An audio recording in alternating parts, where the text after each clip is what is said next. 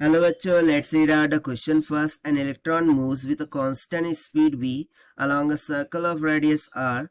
Its magnetic moment will be, जहाँ पर बोल रहा है electron is the electrons charge, okay, यानी कि ई इलेक्ट्रॉन का चार्ज है. तो चलिए देखते हैं हम सोल्यूशन के. But before of its, let's talk about the key concept which we are going to use here for this question. हमें कैलकुलेट क्या करना है? Magnetic movement. So magnetic movement का सिंपल सा फॉर्मूला हो जाता है m is equals to the current multiply by area. ठीक है. सो देखिए यहाँ पर हो क्या रहा है कि एक इलेक्ट्रॉन है, इस तरीके से वो एक सर्कुलर कॉइल में मूव कर रहा है. ठीक है, इलेक्ट्रॉन सर्कुलर कॉइल में मूव कर रहा है.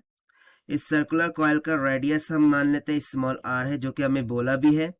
और ये जो स्पीड से मूव कर रहा है वो स्पीड कितनी दे रखी है? v के बराबर. सो हमें मैग्नेटिक मोमेंट कैलकुलेट करना है, राइट.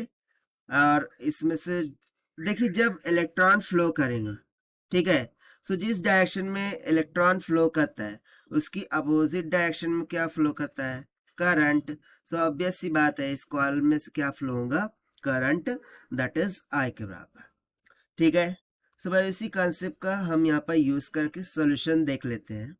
सो देखिए सबसे पहले हमें कुछ टर्म्स है जिसको सिंप्लीफाई करना होगा. अब जैसे कि मैं यहाँ से करंट को लिखूँ, सो करंट को हम क्या लिखते हैं? Charge upon T. यहाँ पर ई चार्ज ऑफ इलेक्ट्रॉन को डिनोट कर रहा है, सो ये हो जाएगा ई बाय टी के बराबर. सो ये मिल जाएगा हमें करंट के लिए मान. ठीक है.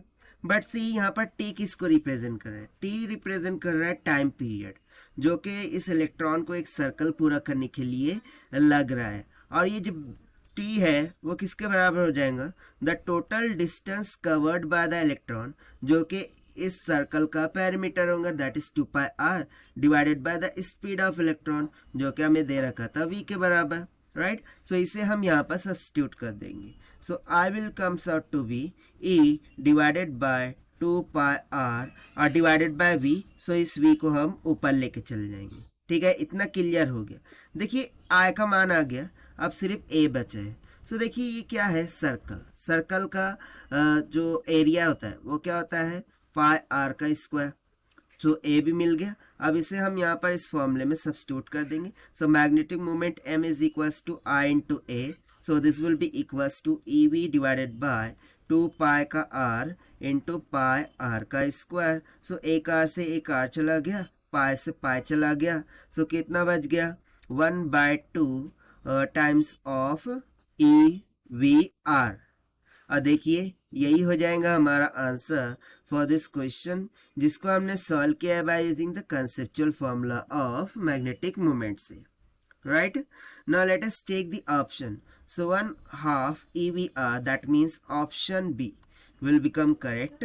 So this is the required solution. I hope you understood well. Best of luck. Thank you.